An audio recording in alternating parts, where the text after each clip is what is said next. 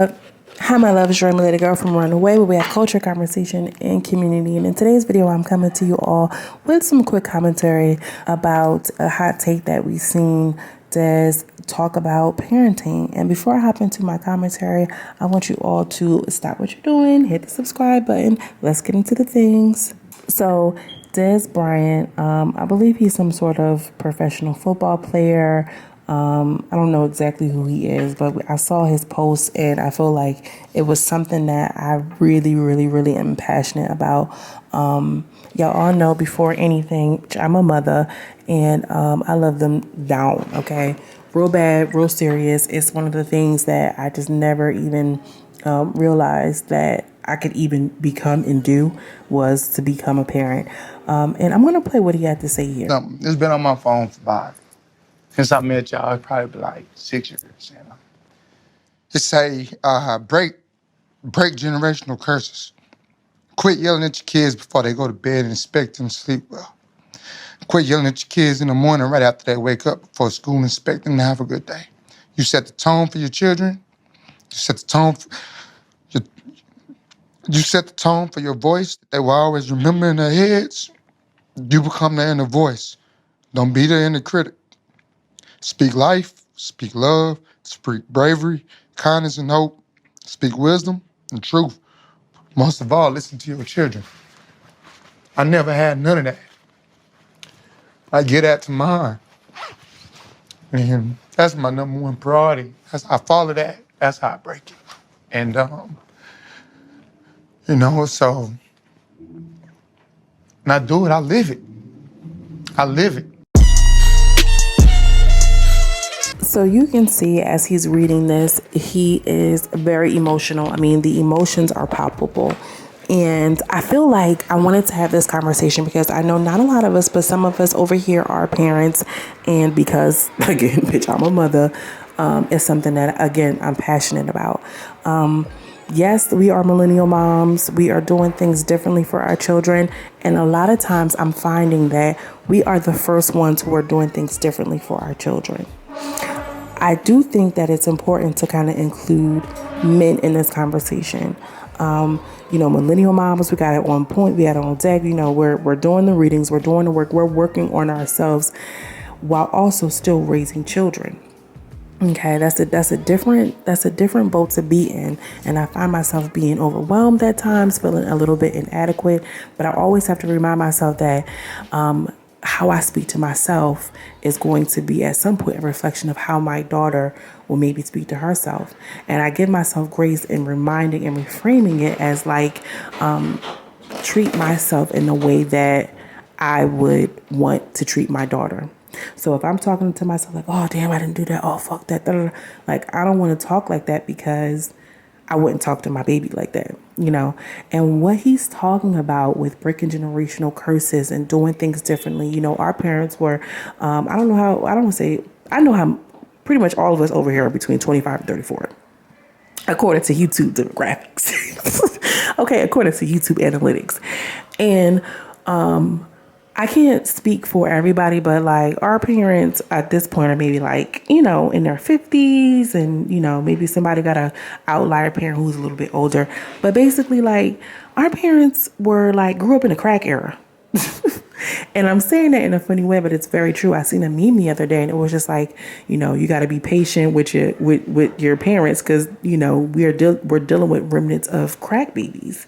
And I'm not saying that trying to be funny, but it's a very true thing.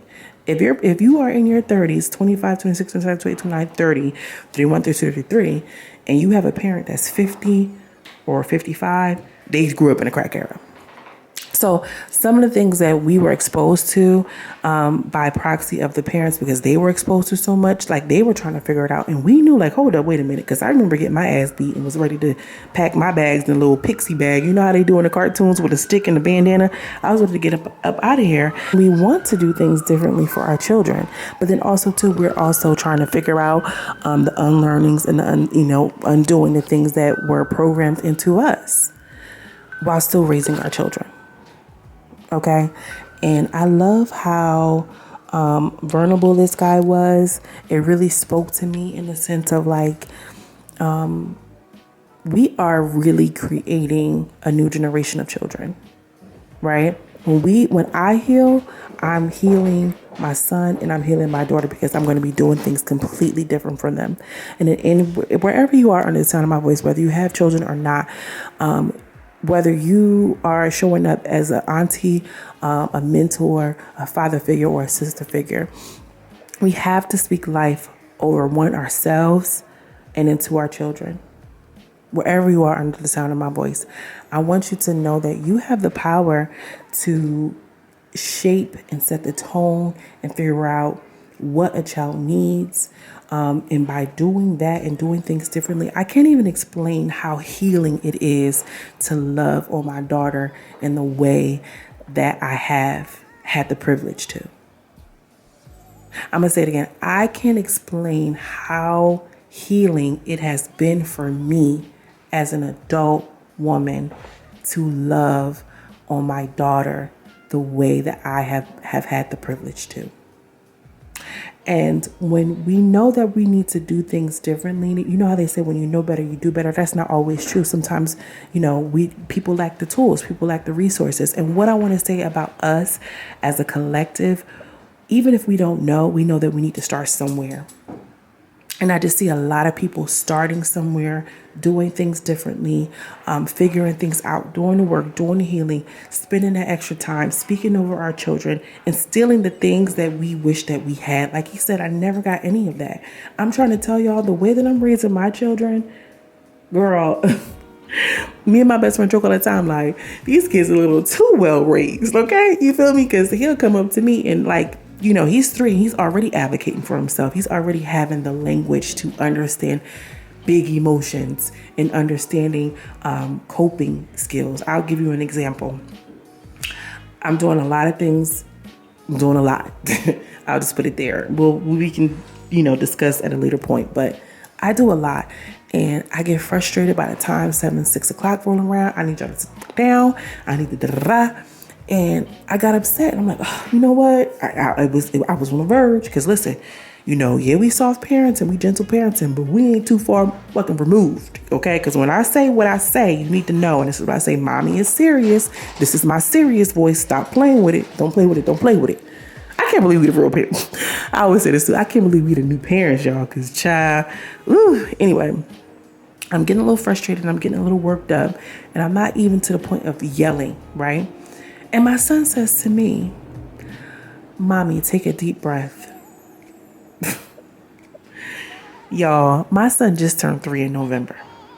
He tells me, Mommy, take a deep breath, and then proceeds to inhale and exhale, raising his shoulders and doing the whole motion.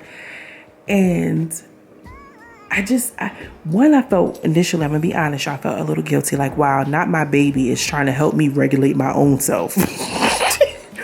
But 2, it then became a reflection of me and what I am instilling in him. And that switched for me. Because when you work on yourself and you start healing yourself, you heal people around you. And I'm not saying I'm healing him at 3 years old, but what I'm saying is, my impact of my healing and me doing breath work and me trying to regulate myself in those ways and showing him, it came back to me. You know how you put out good energy in this world and it comes back to you? It's going to come back and by way of your children. And even in your relationships, friendships and romantic and business, of course. So I really feel like this moment that he had was so beautiful because we are doing things differently. And I just want to take a moment to recognize wherever you are under the sound of my voice and let you know and affirm you that you are doing the best that you can. Your best is good enough. Continue to grow and continue to strive because you are the example. You are the curse breaker, the generational curse breaker of your family. And sometimes we don't even have extended family. It might just be you and them. It might be you, mom, dad, and maybe an auntie. Whatever it may look like. And really, if you're a single woman with no children, your family is only you, baby. And you can still break those generational curses. I just wanted to come to y'all with that really quickly because it was just laid on my heart. I'm like, wow, I feel this on a different level. I do. And just wanted to say quickly, to continued success and growth. I hope you all are having a beautiful day. As always, I'm sending you much love and much light, and I will see you in the next video. Peace.